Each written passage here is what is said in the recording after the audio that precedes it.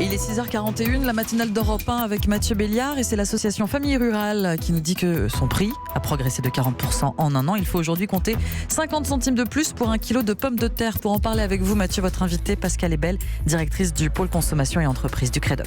Le CREDOC, le centre de recherche pour l'étude et l'observation des conditions de vie. Bonjour Pascal Ebel. Bonjour. Merci d'être en direct avec nous. On va partir du prix de la pomme de terre et savoir ce que ça nous apprend sur le prix de notre alimentation. Mais d'abord, c'est l'actualité, la pomme de terre, plus 40%, plus 50 centimes, disait Omblin. C'est une hausse vertigineuse à cause de la production de l'an dernier. On manquait de patates, c'est l'offre et la demande. C'est assez classique.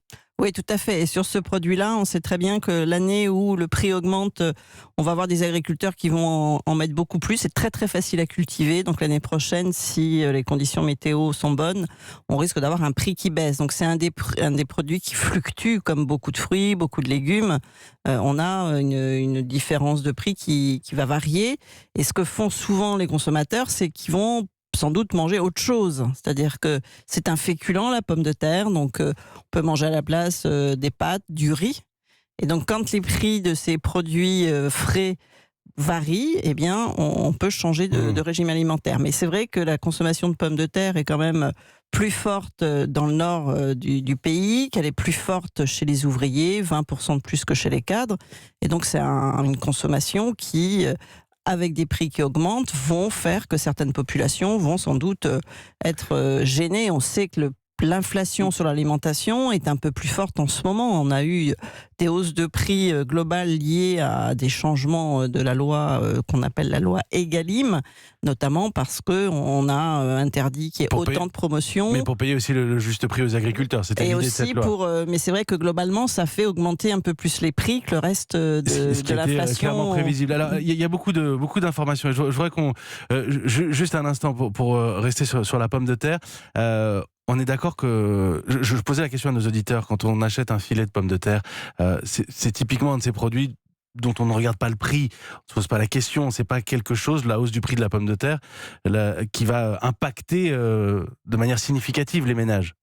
Oui, ça se voit pas autant que quand le prix du pain augmente. Pourquoi ? Parce que, en effet, on l'achète avec d'autres produits. Donc vous le mettez dans votre chariot. Donc au global, à la caisse, comme c'est que 5% de vos courses au global, ça se voit pas. Et c'est vrai que quand le prix du blé augmente, ça va toucher d'abord plus de monde parce qu'on en consomme 2 fois plus en quantité. Souvent les hausses sont plus faibles, mais c'est plutôt sur ce produit-là qu'on a l'habitude en effet de se poser des questions, et parce qu'on paye chaque baguette de pain, donc même 10 centimes de plus sur la baguette, les gens le voient dans la monnaie qu'on leur rend. Donc il y a vraiment ce geste aussi qui se voit moins sur la pomme de terre. Vous m'avez, je dois le dire en toute transparence pour nos auditeurs, corrigé hors antenne. Je disais, la pomme de terre, c'est pas forcément très cher, mais aujourd'hui, une famille qui vit avec le SMIC, entre 1 et 2 SMIC, c'est pas évident de répondre à cette règle de 5 fruits et légumes par jour. Bon, la pomme de terre n'est pas un légume, me disiez-vous. La pomme de terre n'est pas un légume, c'est un féculent en termes nutritionnels, donc qui compte pas dans la ration quand on vous dit de manger 5 fruits et légumes par jour. Il faut prendre des légumes à feuilles. Mais c'est un baromètre. C'est un indicateur. C'est un indicateur parce qu'en effet, c'est un produit emblématique de ce qui permet de se nourrir, c'est-à-dire en termes de satiété et puis en termes de calories qui est vraiment pas cher. Alors pourquoi est-ce que la hausse est moindre pour la pomme de terre bio ? Vous êtes capable de l'expliquer ? Ah, ça, c'est un des débats qu'il y a actuellement, c'est qu'il y a plus de marge sur la pomme de terre bio. Donc déjà, quand la hausse de la matière première augmente, eh bien, le distributeur peut prendre moins sur la pomme de terre bio. Et ensuite, les récoltes ont peut-être été meilleures sur les pommes de terre bio, qui se fait dans des régions qui ne sont pas toujours les mêmes, qui sont plus concentrées. La production est beaucoup plus faible. C'est que 5% de la production qui se fait en bio.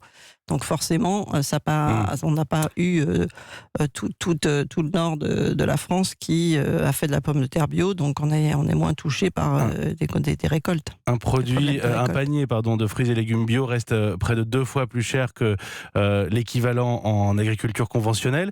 La pomme de terre, il faut le signaler, ça ne constitue que 5% de l'apport nutritionnel journalier. C'est pour ça qu'il ne faut pas parler que de la pomme de terre.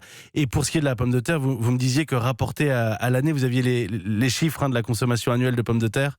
Alors la pomme de terre, oui, c'est 21 kilos par habitant par an.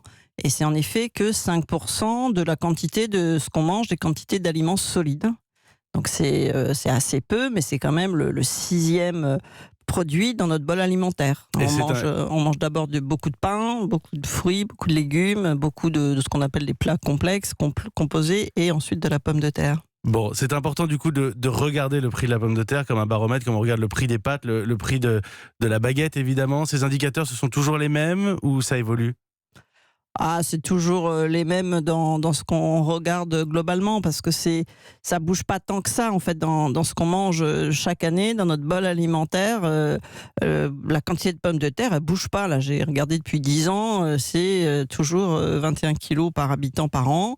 C'est vraiment un des produits emblématiques de certaines populations du nord de la France. On a vraiment une façon de manger qui est quand même liée à l'offre. Donc quand on nous dit manger local, il y a des régions où on ne pourra pas manger autant de légumes que de la pomme de terre, qui est facile à cultiver. Un des atouts de la pomme de terre, c'est que tout le monde peut en mettre dans son jardin et que ça pousse partout de façon très facile. C'est ainsi qu'elle est arrivée du Pérou, d'ailleurs, pour nous sauver de la famine. Ça, c'est pour l'histoire. 10,50 €, c'est ce que représente la hausse du prix de la pomme de terre quand on calcule avec 21 kilos par Français et par an. Merci beaucoup, Pascal Ebel, d'être passé par le studio d'Europe 1 pour nous dire en filigrane aussi que la taille des frites va réduire. A priori, dans les restaurants, ils vont nous réduire la taille des frites. Non ? Oui, c'est ce qui se passe souvent, oui.